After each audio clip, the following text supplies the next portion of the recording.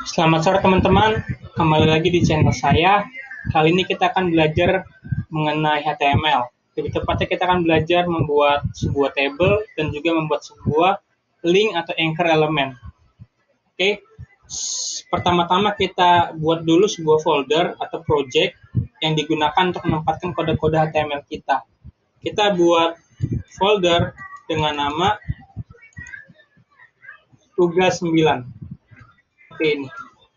Lalu di dalam folder itu jangan lupa kita buat sebuah file lagi dengan nama index.html. Atau kita juga bisa mengatur tipe dari filenya melalui select option pada save as type ini. Kita bisa pilih HTML juga. Nah, di sini kita akan belajar kenapa sih harus index, kenapa nggak yang lain, misalnya latihan.html, tugas.html. Nah, ini dikarenakan ketika kita mendeploy website kita ke dalam sebuah server atau hosting, maka server akan mencari default file yaitu index. Karena sebuah server itu tidak akan mengenali file selain index. Jadi ketika kita masuk masuk ke dalam sebuah website, contoh misalnya kita buka google.com. Nah, nanti si google.com itu ada server Google yang akan dicari pertama adalah halaman indeks, bukan halaman yang lain. Nah, oleh sebab itu lebih disarankan kita menggunakan nama indeks. Sehingga ketika dibaca oleh server, otomatis halaman kita akan terbaca dan kita tidak perlu mengarahkannya secara manual. Kita klik save seperti ini. Lalu setelah itu untuk membuat sebuah kode HTML, kita bisa menulis seperti ini.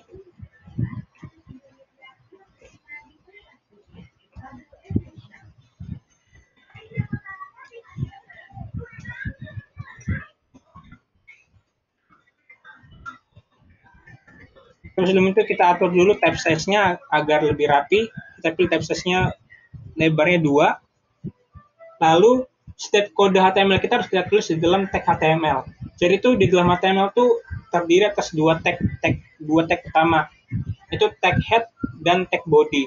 Nah, tag itu harus disimpan di dalam tag boss-nya atau main tag boss-nya HTML, itu tag HTML itu sendiri.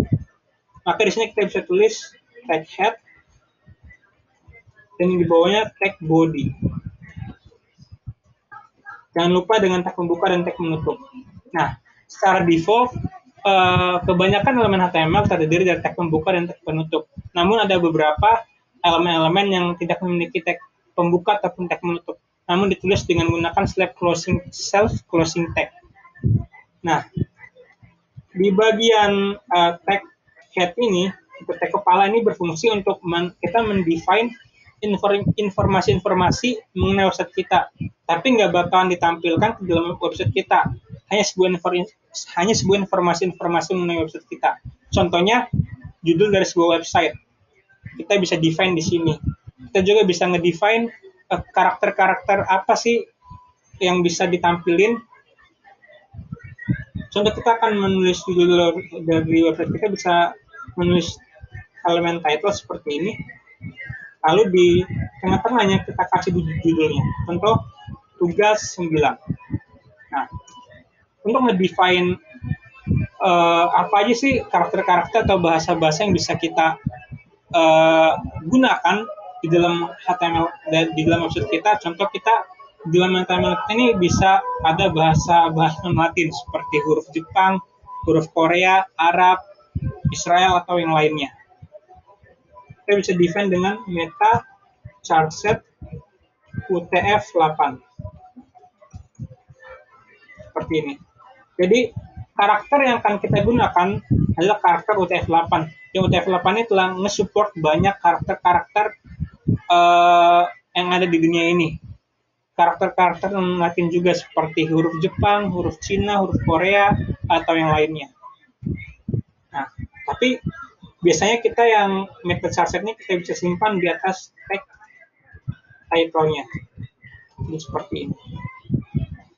Lalu pada elemen body ini akan berisi konten dari website kita. Apa yang akan kita lihat di dalam halaman browser. Contoh seperti ini. H1. Kita tulis hello world. Nah, untuk menjalankan kode HTML yang sudah kita buat, kita bisa mengklik kanan, lalu klik open in browser. Nah, maka yang akan ditampilkan di dalam browser kita hanyalah tulisan hello world ini. Lalu tulisan tugas 9 ini muncul di mana dong? Nah, tulisan title tugas 9 ini hanya akan muncul pada bagian tab dari browsernya, yaitu pada bagian ini. Karena setiap elemen-elemen yang di dalam tag head hanya berisi informasi dari website kita, bukan konten dari website kita itu. Kontennya harus kita tulis di dalam elemen body. Contoh, kita untuk menampilkan gambar pada website kita harus mengisinya di dalam elemen body agar bisa ditampilkan dalam viewport browsernya. Nah, yang blank canvas putih ini disebut sebagai viewport dari browser. Jadi apapun yang kita tuliskan dalam elemen body ini akan otomatis ditampilkan ke dalam viewport halaman browser kita ini. Nah, di sini kita tadi telah membuat sebuah elemen heading, yaitu H1. Elemen heading sendiri terdiri atas 6 elemen, dari H1, H2, H3, H4, H5, H6. Nah, elemen heading ini atau elemen H ini berfungsi untuk membuat sebuah judul dalam halaman website kita, bukan sebuah judul pada tab browser, tapi judul yang akan kita tampilkan di dalam konten website kita. Atau lebih gampangnya, si tag heading ini berfungsi untuk mendefinisikan hal-hal yang penting dalam website kita ya. Contohnya hal-hal yang penting itu seperti sebuah judul, sebuah subjudul, dan lain-lain. Nah, pada project kali ini kita akan menggunakan H1 saja, yaitu contoh tugas 9. Maka otomatis dalam browser kita akan muncul tugas 9 seperti ini.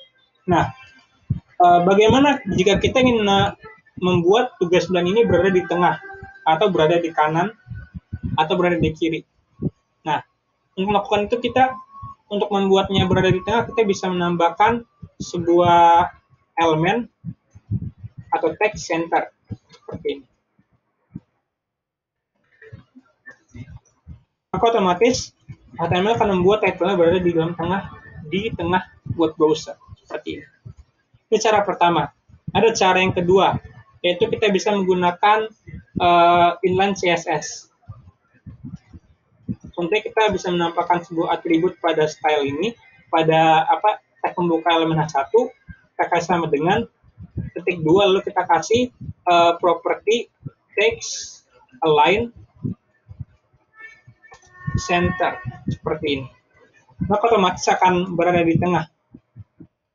Nah, contoh kalau kita ingin membuatnya berada di kanan, kita bisa kasih right seperti ini.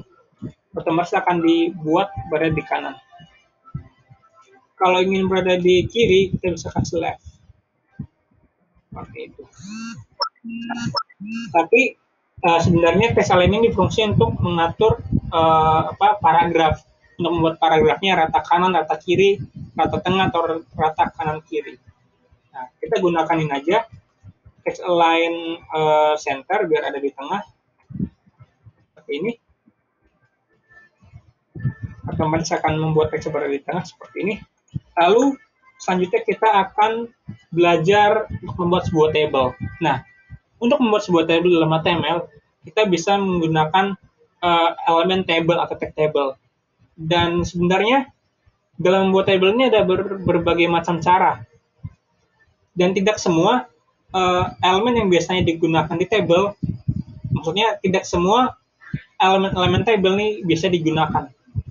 Contoh, dalam pembuatan table ada yang namanya elemen table, elemen tr, elemen tab, elemen th, terus elemen tbody, elemen td, terus ada lagi elemen tfoot, dan elemen td lagi. Nah, secara standar sebaiknya kita menuliskan HTML seperti itu. Tapi kita bisa juga membuat sebuah table tanpa menggunakan semua tag itu. Maksudnya seperti ini. Contoh, kita akan membuat sebuah table seperti ini.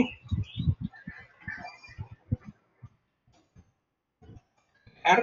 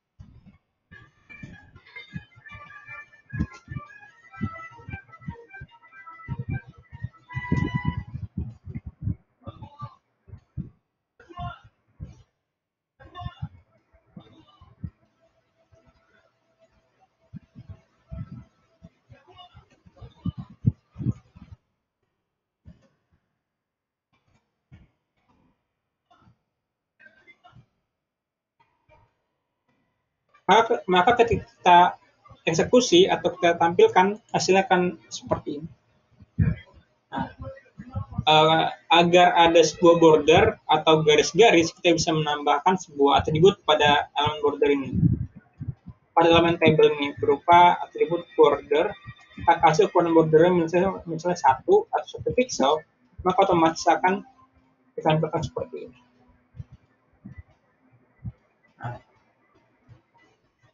Dan di sini kita bisa melihat bahwa pada elemen TH ini atau pada elemen TH ini berfungsi untuk ngedefine judul dari sebuah table. Sedangkan pada elemen tbody yang ini untuk mendefine data-data atau konten dari setiap judul dari tabelnya. Kayak dosen ini isinya Tom Miloveri, mata kuliahnya Lab Aplikasi Teknologi Informasi. Jadi seperti itu. Nah, ini penulisan yang sebenarnya atau penulisan yang lebih lengkap. Namun sebenarnya kita bisa melakukan penulisan secara lebih singkat. Maksudnya seperti ini. Kita bisa menghilangkan elemen head ini.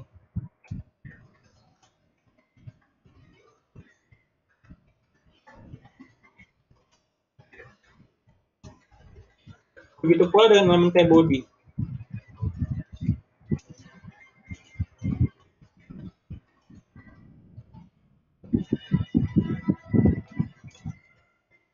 Maka hasilnya kan tetap sama. Walaupun kita sudah menghilangkan elemen head dan elemen tbody. Jadi sebenarnya tuh yang paling penting adalah elemen TR. Ini elemen tbody-nya saya salah sebelum saya hapus, maaf. Kita simpan dan jalankan lagi di browser, maka hasil akan tetap sama. Karena di dalam membuat sebuah table yang sangat diperlukan atau tag yang paling penting adalah tag table, TR, TH, dan TD. Jadi tag table ini untuk mendefinisikan HTML atau browser kita yang saya ingin membuat sebuah table nih. Kalau elemen TR berfungsi untuk membuat table row, sedangkan TH untuk membuat table head atau kepala atau judul dari tablenya. Kalau TD berfungsi untuk mendefine data dalam table itu sendiri. Nah, jadi seperti ini.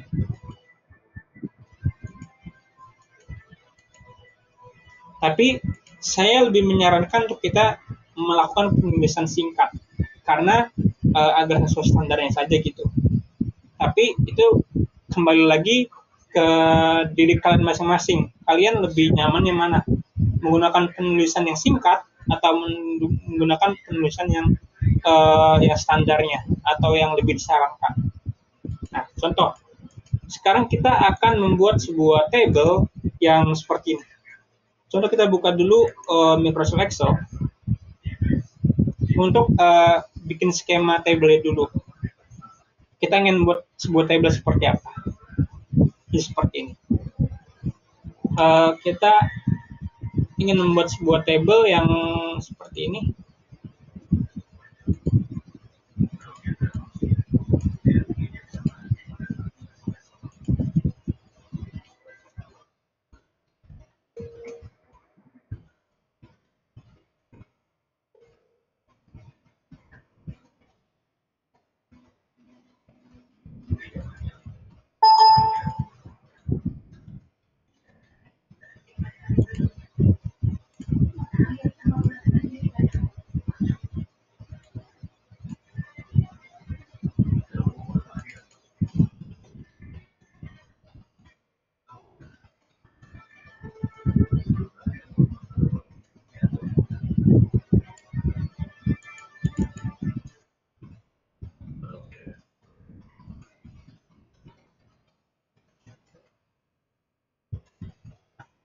Kita akan membuat sebuah table yang memiliki judul seperti ini.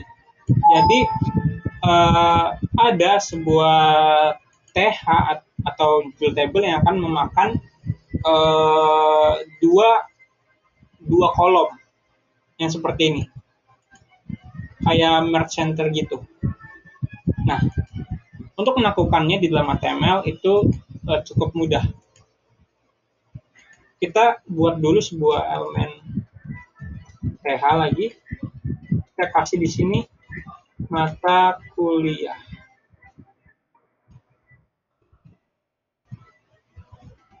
Di sini mata kuliahnya kita kasih call span-nya 2 agar dia memakan 2 tempat gitu. Lagi kita bikin untuk di bawahnya seperti ini. Maka ketika kita jalankan, dia akan masukkan halaman seperti ini. Nah, jadi ada sebuah table head mata kuliah yang di merge center seperti di Excel. Jadi dia tuh mengambil 2 kolom. Nah, kalau ingin kita mengatur ukuran dari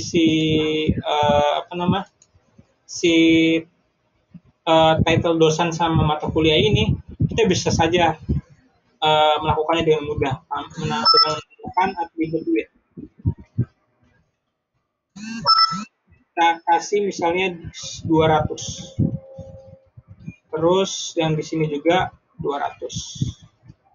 Otomatis dia akan menyesuaikan sesuai dengan ukuran. Maka hasil seperti ini. Ini karena mata kuliahnya terlalu panjang, saya berniat untuk membuatnya agar lebih besar lagi, misalnya 250 saja. Oke. Nah, di sini kan kita lihat bahwa tabelnya akan membuat sebuah style yang kayaknya double border gitu. Jadi ada border yang di atas ini dan ada border yang di bawah sini. Jadi itu dia nggak membuat satu border. Nah, untuk mengatasinya, kita bisa menambahkan sebuah atribut pada elemen table, yaitu cell padding. Kita kasih misalnya 5 atau 10. Nah, cell padding ini selain untuk mengatur yang saya bilang tadi untuk membuat menghilangkan double border ini, cell padding juga berfungsi untuk membuat padding dari setiap tabelnya. Maksudnya padding itu jarak dari konten dengan bordernya itu sendiri. Kita refresh. Maaf, masih seperti ini. Oh iya, salah.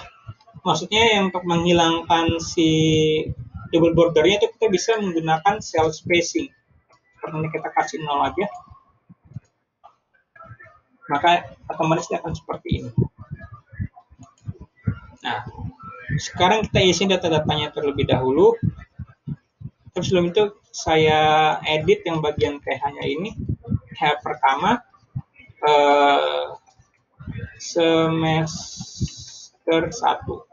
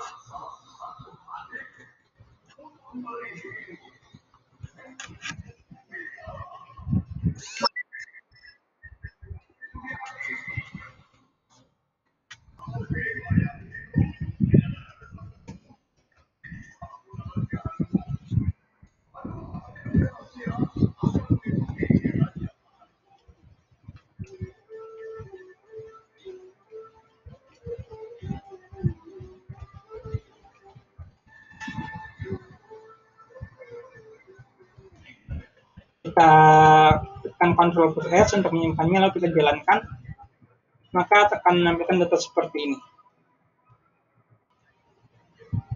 Nah, terus bagaimana jika kita ingin menampilkan tabelnya ini berada di tengah-tengah browser?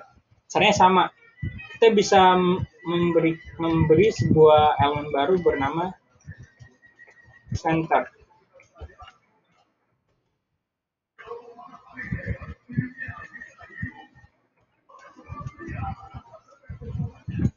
Otomatis browser akan membuatnya berada di tengah-tengah seperti ini.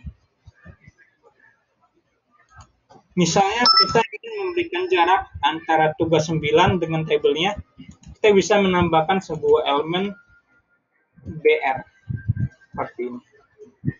Nah, di sini elemen BR ada yang berbeda nih. Yaitu elemen BR ditulis tanpa menggunakan tag pembuka atau tag penutup, namun menggunakan self-closing tag. Jadi itu membuat tag yang akan langsung ditutup. Jadi kan bisa kita membuat tag seperti ini, BR. Secara defaultnya seperti ini kan. Namun ada beberapa tag yang penulisannya tidak bisa seperti ini. Ditulis harus menggunakan self-closing, yaitu dengan menambahkan tanda ini. Kita Ctrl plus S, lalu kita jalankan browsernya, maka otomatis akan diberikan jarak antara title, headingnya dengan tabelnya. Nah, sebelum kita berlanjut, kita bisa membuat kita akan mengenal beberapa elemen lagi, yaitu pertama elemen div. Nah, elemen div ini ditulis dengan tag pembuka dan tag penutup juga. Dan kegunaannya adalah berfungsi untuk mengelompokkan elemen-elemen. Nah, kita bisa menaruh semua elemen yang tadi telah kita tulis, elemen title dan juga elemen table, kita tulis di dalam elemen div ini agar lebih rapi. Kita tulis tag penutupnya di bawahnya. Dan selain tag div, kita akan belajar dua buah tag lagi, yaitu tag header. Ini berfungsi untuk nge-define sebuah header dari sebuah website. Contohnya kita nge-define ini loh, elemen-elemen heading dari website yang kita buat. Ini seperti ini. Karena elemen H1 merupakan elemen heading, kita bisa, atau elemen H1 ini merupakan kepala dari website kita bisa menuliskannya di dalam elemen header ini. Otomatis kalau kita refresh tidak akan memberikan efek apa-apa. Tapi ini untuk membuat struktur kode HTML kita lebih cantik. Nah, lalu yang si table center ini kita bisa masukkan ke dalam sebuah elemen main. Elemen main ini berfungsi untuk nge-define elemen-elemen yang utama atau data dari website kita. Maksudnya apa sih website kita ini tentang apa? Maksudnya data utama atau konten utama yang ingin kita tampilkan. Karena kan di dalam website ini saya ingin menampilkan sebuah mata kuliah dan dosen semester 1 saya. Maka saya bisa menampilkan si table ini ke dalam elemen lain ini. Nah, sebelum kita lanjut, elemen header dan main ini sebenarnya merupakan bagian dari updatean HTML. Updatean dari HTML versi 5. Sebelumnya, main dan header ini belum ada di dalam HTML. Namun sejak diluncurkannya HTML versi 5 atau HTML 5, sudah dibuatkan elemen-elemen baru, yaitu elemen header dan elemen main. Namun sebenarnya selain elemen header dan elemen main, masih banyak lagi elemen-elemen lain. Contohnya seperti elemen footer, elemen artikel, dan sebagainya. Nah, seperti ini. Oke, selanjutnya kita akan belajar untuk membuat sebuah anchor elemen atau link. Contohnya di sini kita sekalian mengenal sebuah elemen baru lagi pada HTML5 yaitu elemen nav.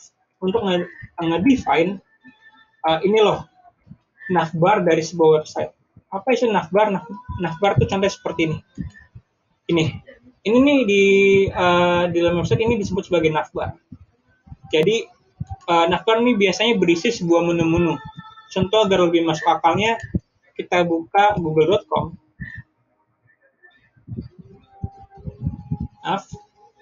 Nah, pada bagian Gmail dan image ini serta kotak-kotak dan foto ini dibuat di dalam elemen nav. Karena ini bagian dari navbar. Nah, untuk membuatnya kita harus menggunakan elemen nav. Tapi sekali lagi nih nggak akan memberikan efek apa-apa terhadap tampilan website kita. Hanya untuk membuat halaman kita lebih rapi. Nah, untuk memberikan efek-efeknya atau style-stylenya, nanti kita bisa tambahkan dengan menggunakan CSS dan juga JavaScript. Kita akan belajar anchor element. Contoh, nanti pada bagian ini, di atas ini atau di atas tabelnya, saya ingin membuat sebuah link yang menuju ke halaman galeri, di mana nanti di sana saya akan menampilkan galeri foto-foto saya. Untuk membuatnya, kita bisa membuat sebuah link element atau anchor elemen A, lalu ditambah sebuah atribut href. Lalu akan diikuti sumber alamat sumbernya atau sebuah file yang ingin kita tampilkan ketika kita mengklik linknya itu. Contohnya ini saya kosongkan dulu, lalu saya tutup. Dan di sini saya tuliskan misalnya ke halaman galeri. Nah, Kita refresh. Kita akan buat si elemennya ini berada di tengah-tengah. Kita tambahkan aja di sini sebuah style text align center.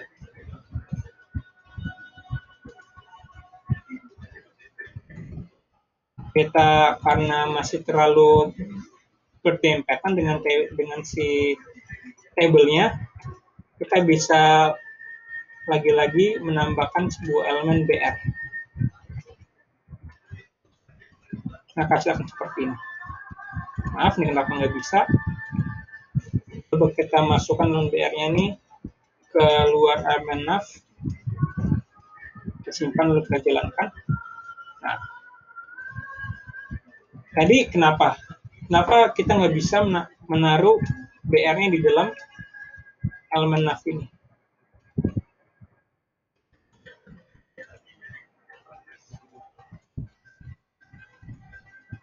Itu terjadi dikarenakan elemen BR itu tidak bisa dikarenakan elemen BR itu tidak bisa disandingkan dengan elemen yang bersifat inline atau maksudnya elemen BR hanya bisa disandingkan dengan elemen yang tipenya itu block. Sedangkan kalau elemen A ini tipenya inline, maka dia otomatis akan gak bakal jalan si BR-nya itu. Contoh lagi misalnya pada ini kita kasih sebuah elemen span, elemen inline juga. Kita refresh, apakah bisa? Nah, nggak bisa kan? Itu elemen BR hanya bisa disandingkan dengan elemen yang memiliki sifat block, bukan inline. Kecuali kalau kita masukin sini div, otomatis dia bisa. Jadi ada catatan, elemen BR hanya bisa digunakan setelah elemen yang tipenya block, bukan inline. Jadi kenapa di bagian elemen A ini nggak bisa dijalankan elemen BR-nya? Dikarenakan elemen A ini bersifat inline, bukan block. Tapi misalnya kalau kita buat ini menjadi elemen block,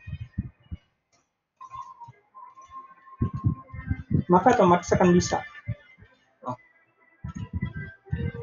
Kalau kita kembalikan lagi ke dalam tag A atau tag link yang tipenya inline, maka dia tidak akan bisa dijalankan. Nah, oleh sebab itu, kita bisa mengaturnya, memindahkan tag BR ini ke dalam keluar elemen nav. Maka BR-nya akan bisa dijalankan. Nah, untuk masalah display elemen inline atau elemen block ini, itu akan kita pelajari ketika kita mempelajari lebih dalam lagi mengenai HTML ini. Karena di HTML ini secara umum terbagi atas dua elemen. Ada nama elemen inline dan elemen block. Sekedar pengetahuan saja, elemen inline itu terdiri atas elemen span, elemen A atau elemen link tadi, dan juga elemen image. Sedangkan elemen block terdiri dari elemen main, div, header, table, dan lain-lain. Nah, untuk lebih lanjutnya kita akan bahas di video-video berikutnya. Kita refresh. Nah, saya ingin membuat ketika kita mengklik ke halaman galeri, kita akan memanggil atau di hyperlinkkan ke dalam sebuah file baru bernama galeri HTML. Di sini kita bikin file baru di tugas 9-nya, namanya kita kasih galeri.html. Seperti ini. Kita bikin HTML-nya, kita setting lagi tab size-nya menjadi 2 agar lebih rapi. Nah, dan di sini kita menampilkan sebuah galeri atau foto-foto. Nah, di sini juga kita akan mempelajari sebuah elemen image yang berfungsi untuk menampilkan sebuah gambar. Tapi sebelum itu kita harus sediakan terlebih dahulu gambarnya. Di sini saya akan menggunakan foto-foto saya.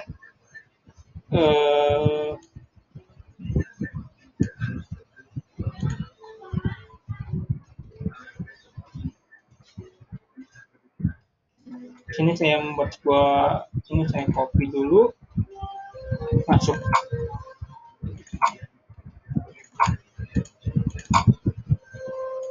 Nah,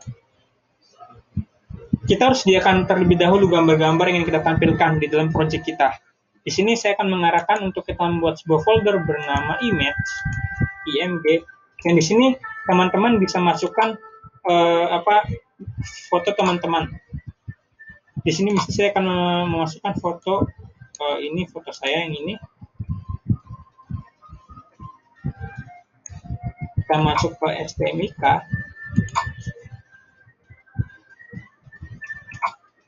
Kita kembali lagi ke dalam halaman dalam project kita.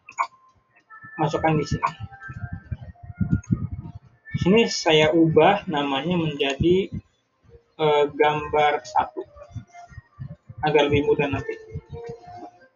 Selanjutnya saya akan menambahkan foto yang lain lagi.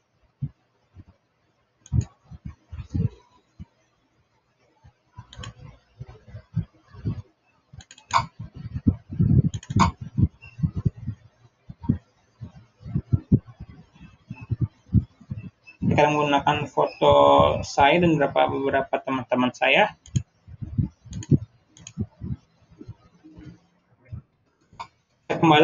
Kita kembali lagi ke dalam halaman project kita.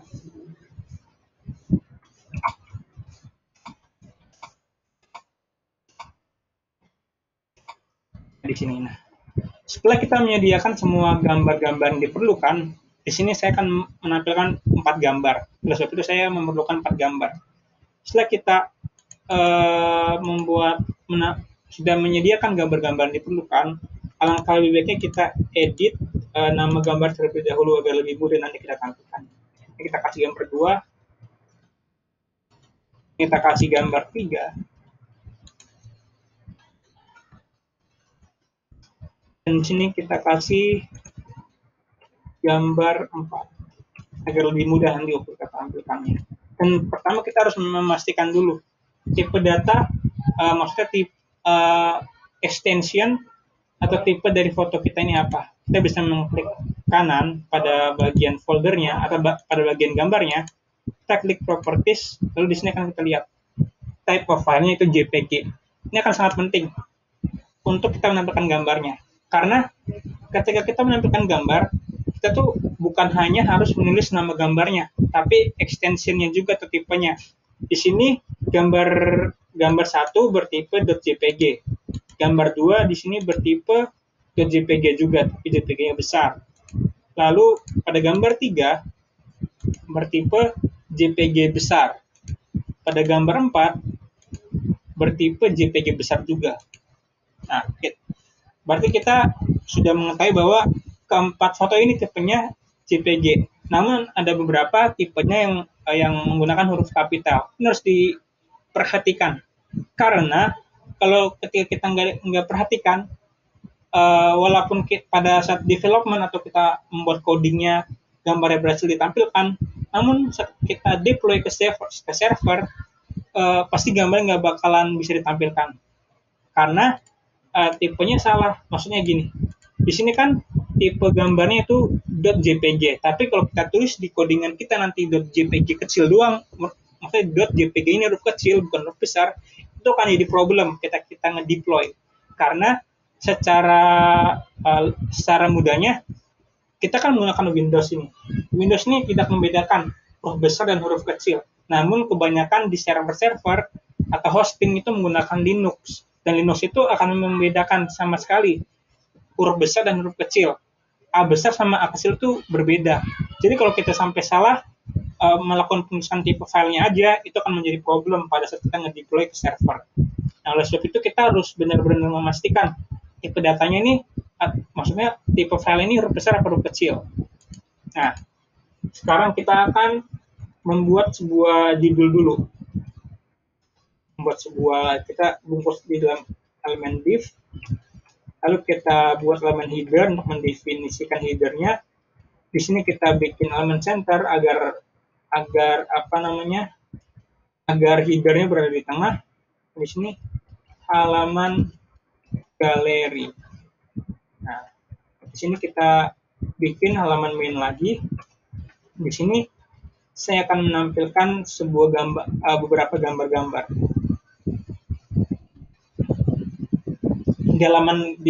Pada halaman main ini, saya akan menampilkan gambar keempat gambar ini. Jadi nanti di halaman website kita, otomatis dia itu akan menampilkan gambar-gambar yang tadi, gambar 1 sampai gambar keempat. Langsung kita eksekusi saja. Untuk menampilkan gambar seperti yang saya singgung sebelumnya, kita harus menggunakan elemen image.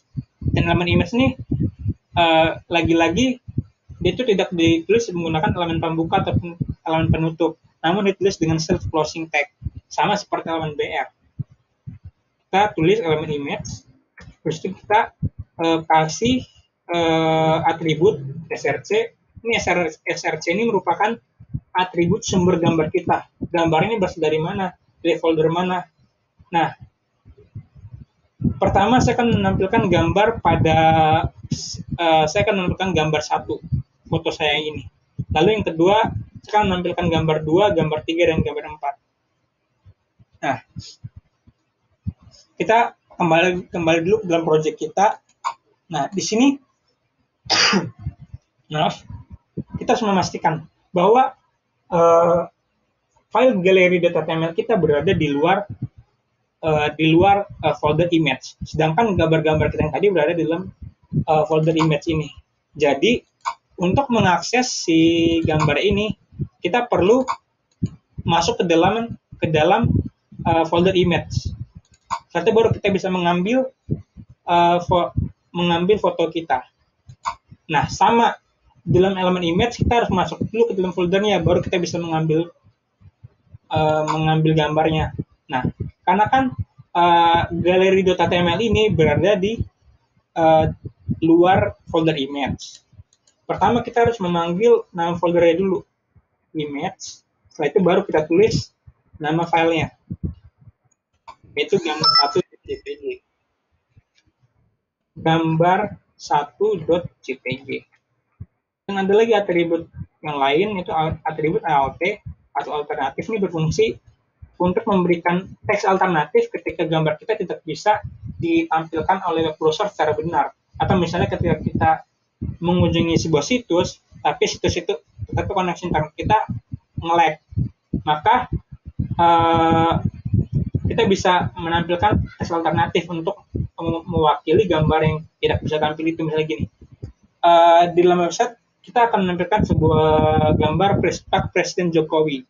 Namun ketika internetnya nge-lag, kita bisa kasih teks alternatif. Ketika gambar itu nggak bisa ditampilkan, kita kasih teks alternatif, ini foto Pak Jokowi. Itu seperti itu. Jadi sama seperti ini ALT. Di sini saya kasih teks alternatifnya, ini foto saya. Seperti ini. Kita tulis self closing tag-nya. Dan selain dua atribut ini, kita bisa menambahkan dua atribut lain, itu atribut width untuk mengatur lebar dari elemennya, height untuk mengatur tinggi, kita kasih misalnya 80,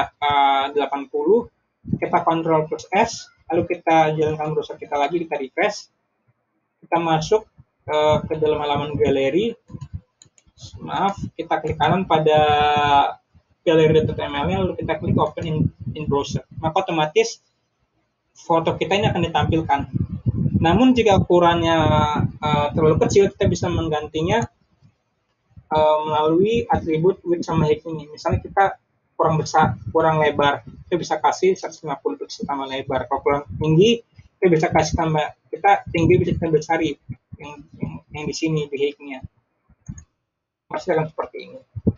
Nah, selanjutnya kita akan menampilkan gambar 2, gambar 3, dan gambar 4.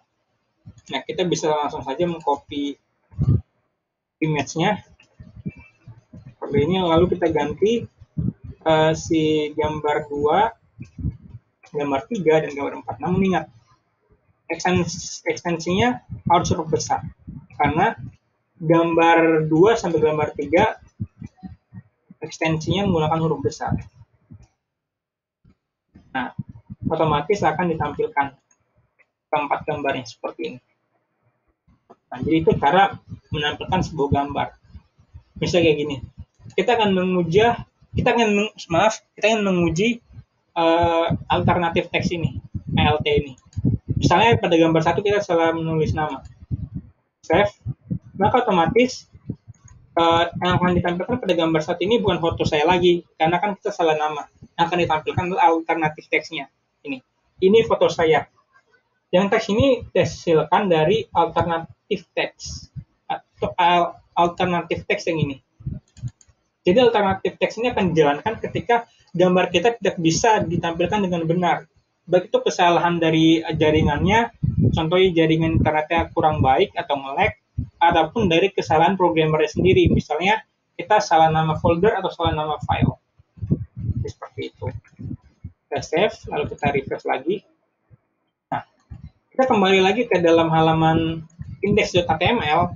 Kita sekarang akan menghubungkan file index ini dengan file gallery.html ini. Nah, seperti skenario awal, kita ingin ketika kita mengklik ke halaman galeri, maka halaman galerinya akan ditampilkan. Nah, untuk membuat itu, kita kembali ke dalam halaman galeri ke halaman index.html. Kita edit pada bagian anchor elemennya atau elemen linknya. Di sini kan ada atribut ref nih yang belum kita isi. Nah, ref ini diisi dengan alamat dari sebuah halaman yang ingin kita tampilkan. Sama seperti src pada elemen image. Tapi perbedaannya, kalau src image ini berfungsi untuk memanggil gambar. Namun kalau ref ini berfungsi untuk mengambil atau memanggil sebuah halaman. Nah, kita lihat dalam proyek kita di sini index dan galeri berada pada folder yang sama, bukan beda folder. Nah, oleh sebab itu kita bisa langsung menulis nama filenya aja. Jadi kan galeri.html sesuai dengan nama file ini, galeri.html. Maka seharusnya ketika kita mengklik halaman galeri akan dipanggil. Pertama kita refresh dulu, lalu kita klik ke halaman galeri. Maka otomatis halaman galeri ini akan ditampilkan. Nah, lalu bagaimana kalau kita ingin ke halaman galeri, tapi halaman yang indeks ini nggak ingin dihapus atau masih ingin tetap ditampilkan? Maksudnya ketika kita klik halaman galeri ini akan dibuka pada tab browser yang lain. Kita bisa menambahkan atribut baru pada tag anchor, yaitu atribut target isinya _blank. Seperti ini.